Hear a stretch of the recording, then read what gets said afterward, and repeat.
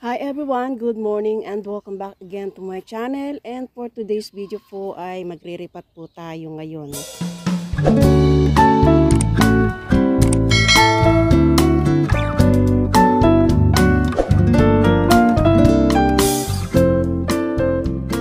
At ayan nga po, ang gagawin ko po ngayon ay iriripat ko po yung mga malalaki ko na pong pre-propagate na bougainvillea at yung in-ICU method ko po, ayan, pwede na po silang iripat. Kaya ayan, tara puntahan natin sila. Ito na nga po yung mga pre-propagate ko na medyo malaki na. Ayan, ito po yung aking mga iriripat ngayon doon sa medyo malaking pot po.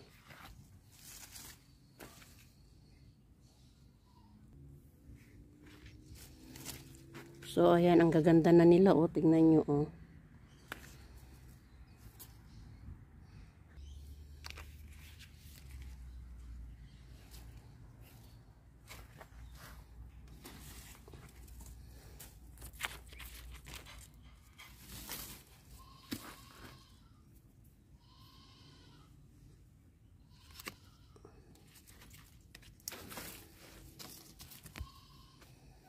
Ayan.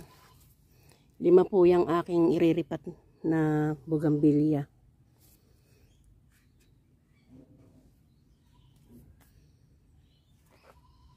Pinulok ko pong balat ng saging ito at akin pong gugunting-guntingin. Kasama po natin sa lupang ilalagay natin dun sa ating mga pre-propagate. Pandagdag din po ito ng sustansya sa lupa. Po sana ay ibe-blender ko to. Pero nasira na po yung aking blender, bumigay na. Kaya eto, gugupit-gupitin ko na lang po. Okay lang naman yan. Ito na nga po yung pinatuyong balat ng saging na ilalagay natin at ihahalo natin dun sa ating gagamiting soil para sa ating pagtatanim, pagre-repat sa ating mga propagation. Yan, para po mabilis silang lumaki. Ayan. At maghahalo din po tayo ng coco coir. Kaya po ako naglalagay ng coco coir sa lupa para po magkaroon po ng kahit paano ay konting moist po yung lupa na gagamitin natin. Ayan po yung nag-hold ng moist sa lupa.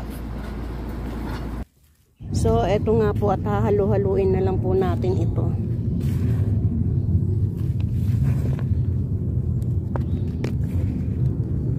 So, ito pong lupang gamit ko ay magandang klase po ito.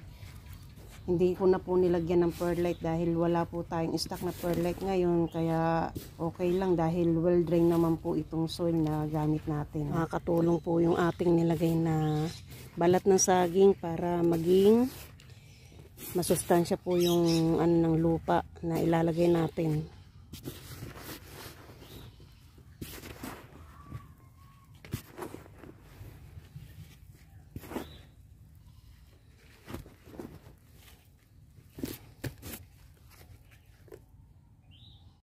At yan nga po, nahalo-halo na ang ating lupa.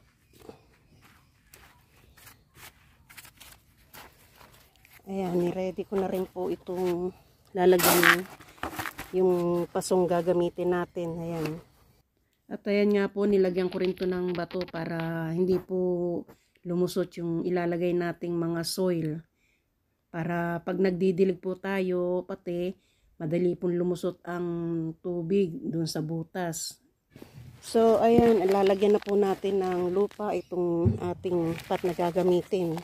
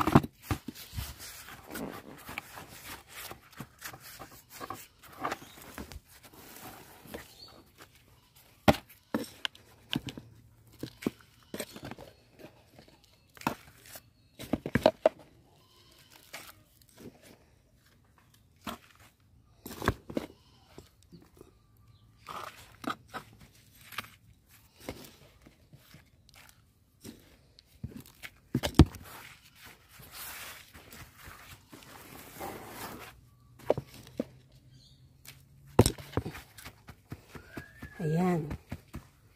At saka na po natin to tatanggalin. Sisiksik lang po natin yung konti.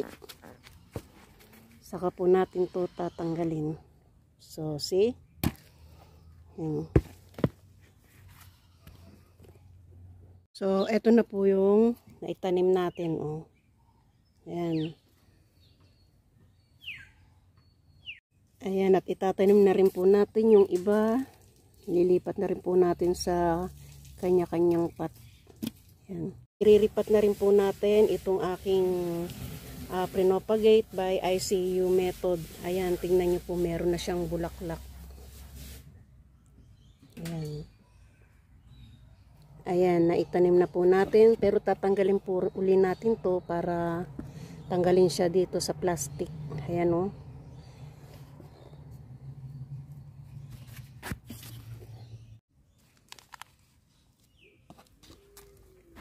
At yan nga po, hindi ko na tinanggal din yung kanyang dating lupa para hindi po masaktan yung mga ugat niya.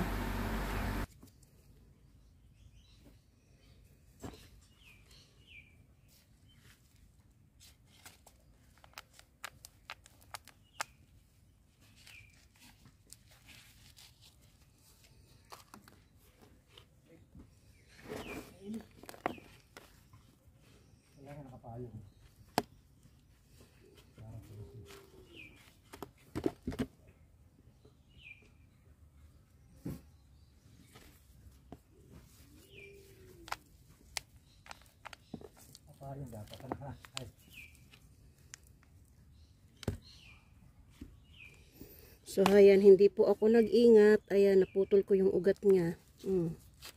Ayan, ako. Ano kaya ito mabuhay pa? Sayang. Tingnan po natin kung mabubuhay yan.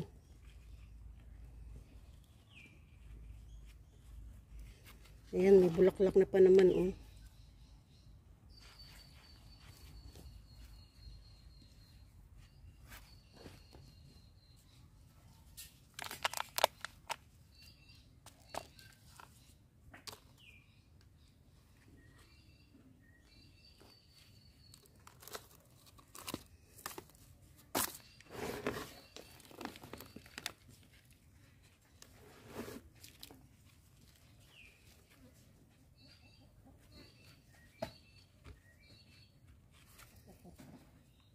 So, eto na nga po yung ating mga pinilipat na naka-ICU method. Ayan. Eto na po sila ngayon at ayan.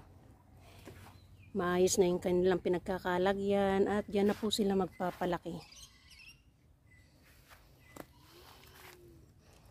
Ito po yung aking ICU method. Naku, kawawa naman si ano kasi natanggalan ko po ng ugat. Ayan, sana po ay hindi siya mamatay. Yan nga po yung problema kapag ICU method. Kailangan maingat ka sa pagtatanggal ng plastic at maingat ka sa pag-aalis sa kanyang pot na pinagkakalagyan. Dahil pag nagalaw po yung ugat niya, ayun, delikado po. Ayan, namumulaklak na pa naman. Ayan, meron pa rin po sana tayong iriripat dito na kaso naubusan na po tayo ng gagamiting lupa. Kaya sa susunod ko na lang po sila iriripat uli. At eto nga po pala yung aking in-ICU method na sinabi ko sa inyo, iba't iba ang kulay dapat. Ang kaso isa lang po yung nabuhay yata o dalawa. Ayan. Yung iba po ay patay. Akala ko po buhay silang lahat dahil nung nakita ko po sila, hindi ko pa tinatanggal yung plastic eh, puro green po yung mga tangkay natin. May mga dahon pa nga sila eh. Kaso nagkamali po yata ako ng pagtanggal dun sa plastic, natanggal ko kagad. Dapat pala matured ko muna silang mabuti, pinaugatan ko silang mabuti para bago ko sila tanggalin eh hindi sila mamamatay. Ito pong nabuhay na ito, medyo matured po yung kanyang tangkay. Kasi tingnan nyo, oh, mataba po yung tangkay na nilagay ko. Pero yung mga ito, yung mga ganito, Ay nakikita mo yung payat na tangkay.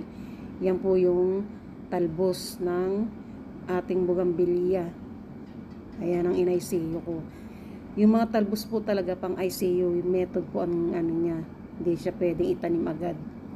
Pero okay lang po yan at magtatanim ulit tayo ng panibago.